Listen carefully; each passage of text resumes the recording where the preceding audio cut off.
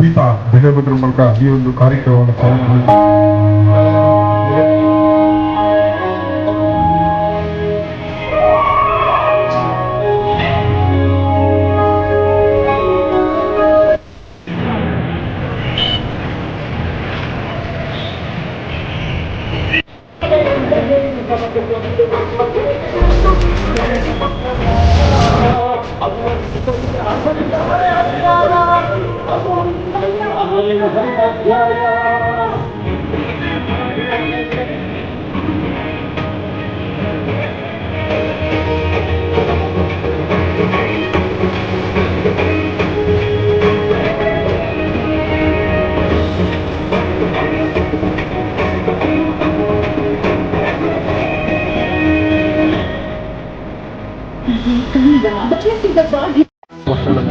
ನೂರ 34ನೇ ಅಂಬೇಡ್ಕರ್ ಅವರ ಜಯಂತ್ಯೋತ್ಸವ. ಸೊ ಹೇಗೆ ಅನ್ನಿಸ್ತಿದೆ ಈ ಒಂದು ಅಂಬೇಡ್ಕರ್ ನಮಗೆ ಕೊಟ್ಟರೆ ತುಂಬ ಕೊಡುಗೆಗಳಿದ್ದಾವೆ ಎಲ್ಲ ಜನಾಂಗದಕ್ಕೂ.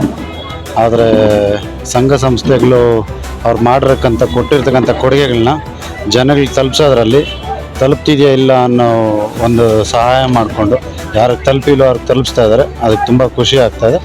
ಇನ್ನೂ ಚೆನ್ನಾಗಿ ನಡೀತದೆ. ನನ್ನ ಸ್ನೇಹಿತರೆಲ್ಲರೂ ನನಗೆ ಹೆಚ್ಚಿನ ಶಕ್ತಿ ನೀಡಿ ಇದೊಂದು ಅಂಬೇಡ್ಕರ್ ಜಯಂತಿ ಆಚರಣೆಗೆ ಎಲ್ಲ ನನ್ನ ಸ್ನೇಹಿತರು ಸಪೋರ್ಟ್ ಮಾಡಿದ್ದಾರೆ. ಅವ್ರು ತುಂಬುವುದೇ ಧನ್ಯವಾದಗಳು.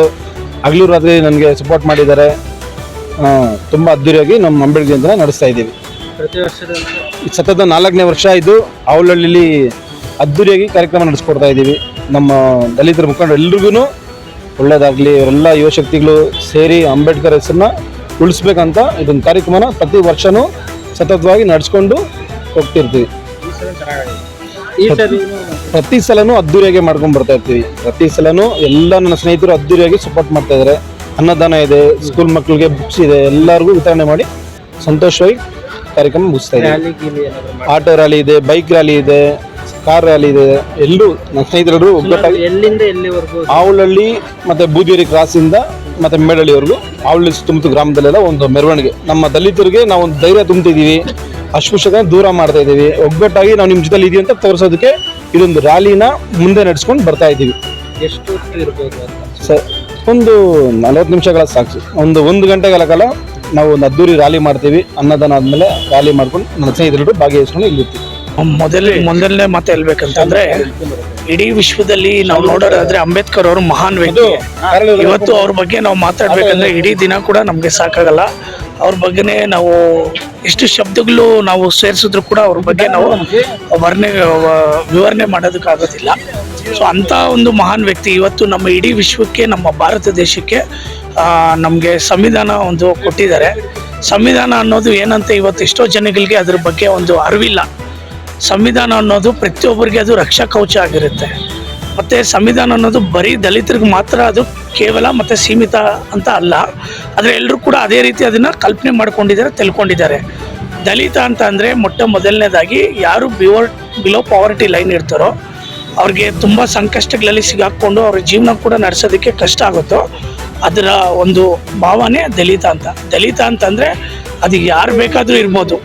ಒಂದು ಒಕ್ಕಲಿಗ ಇರ್ಬೋದು, ಒಂದು ಬ್ರಾಹ್ಮಣ ಇರ್ಬೋದು, ಒಂದು ಲಿಂಗಾಯತ್ ಇರ್ಬೋದು, ಒಂದು ಕುರುಬ ಇರ್ಬೋದು, ಒಂದು ಆದಿ ಕರ್ನಾಟಕ ಇರ್ಬೋದು. ದಲಿತ ಅನ್ನೋದು ಯಾರಂದರೆ ಯಾರಿಗೆ ಓದಲಿಕ್ಕೆ ಶಕ್ತಿ ಕೊಟ್ಟಿರಲ್ವೋ ದೇವರು, ಒಂದೊಂದು ಹೊತ್ತಿಗೂ ಅವ್ರಿಗೆ ಕಷ್ಟ ಇರುತ್ತೋ ಅವ್ರಿಗೆ ದಲಿತ ಅನ್ನೋ ಒಂದು ಶಬ್ದವನ್ನು ವರ್ಣಿಸ್ತಾರೆ.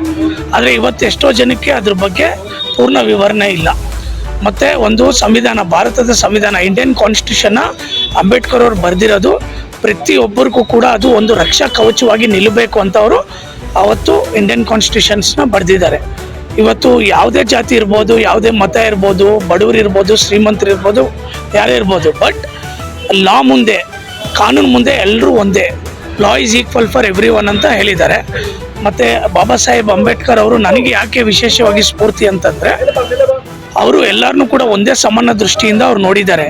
So he has maintained equality.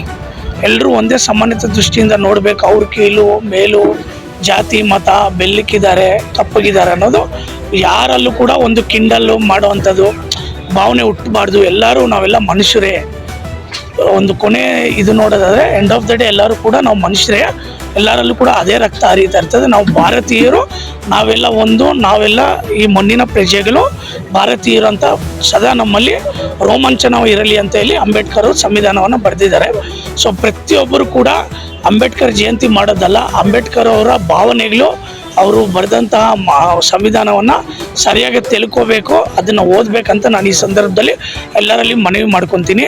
Mahadevapura ವಿಧಾನಸಭಾ ಕ್ಷೇತ್ರದಲ್ಲಿ ಆವಲಹಳ್ಳಿಯಲ್ಲಿ ಪ್ರತಿ ವರ್ಷದಂತೆ ಇದು 4ನೇ ವರ್ಷ ನಾವು ಅದ್ದೂರಿಯಾಗಿ ಅಂಬೇಡ್ಕರ್ ಜಯಂತಿಯನ್ನು ಮಾಡ್ಕೊಂಡು ಬರ್ತಾ ಇದ್ದೀರಿ. ಇದು 134ನೇ ಅಂಬೇಡ್ಕರ್ ಉತ್ಸವವನ್ನು ಅದ್ದೂರಿಯಾಗಿ ಇವತ್ತು ನಮ್ಮ ಎಲ್ಲ ದಲಿತ ಮುಖಂಡರುಗಳಾಗಿರ್ಬೋದು, ನಾವು ಯುವಕರು, ನಮ್ಮ ತಮ್ಮಂದರು ಸಾಕಷ್ಟು ಜನ ಒಂದು ವಾರದಿಂದ ಒದ್ದಾಡ್ತಾ ಇದ್ದಾರೆ.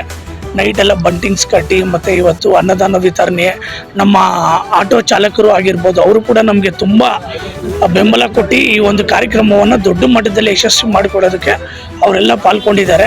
ಮತ್ತು ವಿಶೇಷವಾಗಿ ನಮ್ಮ ವೇಗ ನ್ಯೂಸ್ ದರ್ಶನ್ ಆಗಿರ್ಬೋದು, ನಮ್ಮ ವೇಗ ನ್ಯೂಸ್ ನಾವು ಯಾವುದೇ ಕಾರ್ಯಕ್ರಮ ಮಾಡಲಿ ಸದಾ ನಮ್ಮ ಬೆನ್ಬಾಗ್ಲಾಗಿ ನಮ್ಗೆ ಯಾವತ್ತೂ ಸಪೋರ್ಟ್ ಮಾಡ್ಕೊಂಡು ಬರ್ತಾ ಇದೆ. ಇನ್ನು ಮುಂದಿನ ದಿನಗಳಲ್ಲಿ ನಾವು ಈ ಸಂಘಟನೆ ಮುಖಾಂತರ ಇನ್ನೂ ದೊಡ್ಡ ಮಟ್ಟದಲ್ಲಿ ಕಾರ್ಯಕ್ರಮಗಳನ್ನು ಆಯೋಜನೆ ಮಾಡಿದ್ದೀರಿ. ಅದು ಈ ವೇದಿಕೆಯಲ್ಲಿ ಹೇಳಲ್ಲ, ಮುಂದಿನ ದಿನಗಳಲ್ಲಿ ಮಾಡಿ ತೋರಿಸ್ತೀರಿ ಅಂತ ಈ ಮೂಲಕ ನಾನು ಎಲ್ಲರಲ್ಲಿ ಹೇಳ್ತಾ ಇದ್ದೀನಿ. ಜೈ ಭೀಮ್, ಜೈ ಭೀಮ್, ಜೈ ಕರ್ನಾಟಕ ಮತ್ತು ಜೈ ಭುವನೇಶ್ವರಿ. 134ನೇ ಒಂದು ಡಾಕ್ಟರ್ ಬಿ ಆರ್ ಅಂಬೇಡ್ಕರ್ ಅವರ ಒಂದು ಜಯಂತ್ಯುತ್ಸವ ಅಂತ ತುಂಬ ಖುಷಿ ಸರ್. ಸತತವಾಗಿ 4ನೇ ವರ್ಷ ಇದು. ಚೆನ್ನಾಗಿ ಅದ್ದೂರಿಯಾಗಿ ಮಾಡ್ತಾಯಿದ್ದಾರೆ. ಮುಂದೆ ಇನ್ನೂ ಚೆನ್ನಾಗಿ ಮಾಡಲಿ ಅಂತ ಹಾರೈಸಿ. ಎಲ್ಲ ತುಂಬ ಕಷ್ಟಪಟ್ಟು ಮಾಡ್ತಾಯಿದ್ದಾರೆ. ನಮ್ಮ ಆಟೋ ಚಾಲಕರು ಮತ್ತು ನಮ್ಮ ಮುಖಂಡರುಗಳಾಗಲಿ ಎಲ್ಲ ತುಂಬ ಕಷ್ಟಪಟ್ಟು ಮಾಡ್ತಾಯಿದ್ದಾರೆ. ಈ ಅಂಬೇಡ್ಕರ್ ಉತ್ಸವನ ಅದ್ದೂರಿಯಾಗಿ ಮಾಡ್ತಾ ಇದ್ದಾರೆ. ಈ ಒಂದು ಸಂದರ್ಭದಲ್ಲಿ ಯಾವ ರೀತಿ ಎಲ್ಲ ನಾವೆಲ್ಲ ಕಷ್ಟಪಟ್ಟರೆ, ಸೊ ಅದೊಂದು ಹಂಚಿಕೆ ನಮ್ಮ ಮುಂದೆ ಇಲ್ಲ.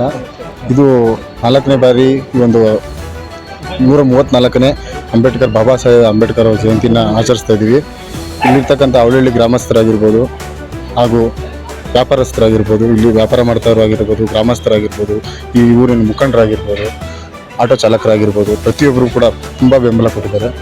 ಇದೇ ರೀತಿ ಬೆಂಬಲ, ಇದೇ ರೀತಿ ಸಹಕಾರ ಕೊಟ್ಟು ನಮ್ಮನ್ನು ಇನ್ನೂ ಹೆಚ್ಚಿನ ಮಟ್ಟಕ್ಕೆ ನಾವು ಈ ರೀತಿ ಅಂಬೇಡ್ಕರ್ ಜಯಂತ್ಯೋತ್ಸವ ಮುಂದಿನ ಇನ್ನೂ ಅದ್ದೂರಿಯಾಗಿ ಮಾಡುವ ಸಹಕಾರ ಬೆಂಬಲ ಇದೇ ರೀತಿ ನೀಡಿ ನಮ್ಮನ್ನು ಬೆಂಬಲಿಸಬೇಕು ಅಂತ ಈ ಮೂಲಕ ಕೇಳ್ಕೊಳ್ತಾ ಇದ್ದೀವಿ. ಎಲ್ಲ ಚೆನ್ನಾಗಿ ಮಾಡ್ತಾಯಿದ್ದಾರೆ, ಎಲ್ಲ ಬೆಂಬಲ ಇದೆ. ಏನು ಸತತವಾಗಿ 4 ವರ್ಷಗಳಿಂದ ನಮ್ಮ ಲಕ್ಷ್ಮಣ್ ಅವ್ರಿಗೆ ನಡೆಸ್ಕೊಂಬರ್ತಾ ಇದ್ದಾರೋ ಅದು ಇನ್ನೂ ಮುಂದುಗಡೆ ಇನ್ನೂ ಸ್ವಲ್ಪ ಯಶಸ್ವಿಯಾಗಿ ಮಾಡಿಕೊಡ್ಲಿ ಅಂತ ದೇವರು, ಆ ಭಗವಂತ ಶಕ್ತಿ ಕೊಡಲಿ ಅಂತ ಮೊದಲನೇದಾಗಿ ಬೇಡ್ಕೊತೀನಿ. ಆಮೇಲೆ ನಮ್ಮ ಡಾಕ್ಟರ್ ಸಾಹೇಬರು ಒಂದು ಮಾತು ಹೇಳಿದ್ದಾರೆ, ನಾನು ಸಂವಿಧಾನ ಅನ್ನೋ ರಥಗಳನ್ನ ಇಲ್ಲಿವರೆಗೂ ತಗೊಂಬಂದಿದ್ದೀನಿ, ಇನ್ನು ಮುಂದೆ ನಿಮ್ಮ ಕೈಯಲ್ಲಾದರೆ ಇನ್ನೂ ಸ್ವಲ್ಪ ಮುಂದೆ ತೊಳ್ಕೊಂಡೋಗಿ ಒಳ್ಳೆ ರೀತಿಯಲ್ಲಿ, ಇಲ್ಲ ನಿಮ್ಮ ಕೈಯಲ್ಲಿ ಆಗಿಲ್ಲ ಅಂತಂದರೆ ಅಲ್ಲೇ ನಿಲ್ಲಿಸ್ಬಿಡಿ ಅಂತ ಹೇಳಿದ್ದಾರೆ. ಹಾಗಾಗಿ ಸಂವಿಧಾನ ಅನ್ನೋದು ಒಂದು ಏನಿದೆ ಅದಕ್ಕೆಲ್ಲ ಬದ್ಧವಾಗಿರೋಣ, ಇನ್ನೂ ಇಂಥ ಕಾರ್ಯಕ್ರಮಗಳನ್ನ ದೊಡ್ಡದಾಗಿ ಯಶಸ್ವಿಗೊಳಿಸೋಣ ಅಂತ ನಮ್ಮ ಒಂದು ಅನಿಸಿಕೆ. ಪಾಪ ಬೈಕ್ ಅವರು ಮತ್ತು ಈ ಊರಿನ ಗ್ರಾಮಸ್ಥರು ಎಲ್ಲ ತುಂಬ ಚೆನ್ನಾಗಿ ಸಪೋರ್ಟ್ ಮಾಡಿದ್ದಾರೆ, ಮತ್ತು ಆಟೋ ಚಾಲಕರು ಅವರು ತುಂಬ ಸಪೋರ್ಟ್ ಮಾಡಿದ್ದಾರೆ. ಈ ಲಕ್ಷ್ಮಣ್ಗೆ ಮತ್ತು ದೇವರು ಮುಂದಿನ ದಿನಗಳಲ್ಲಿ ಇಂಥ ಕಾರ್ಯಕ್ರಮಗಳು ಮಾಡೋದಕ್ಕೆ ಇನ್ನೂ ಭಗವಂತ ಶಕ್ತಿ ಕೊಡಲಿ ಅಂತ ಹೇಳ್ತಾ ಈ ನಮ್ಮ ಮಾತುಗಳನ್ನ ಮುಗಿಸ್ತಾ ಇದ್ದೀನಿ. ಜೈ ಭೀಮ್.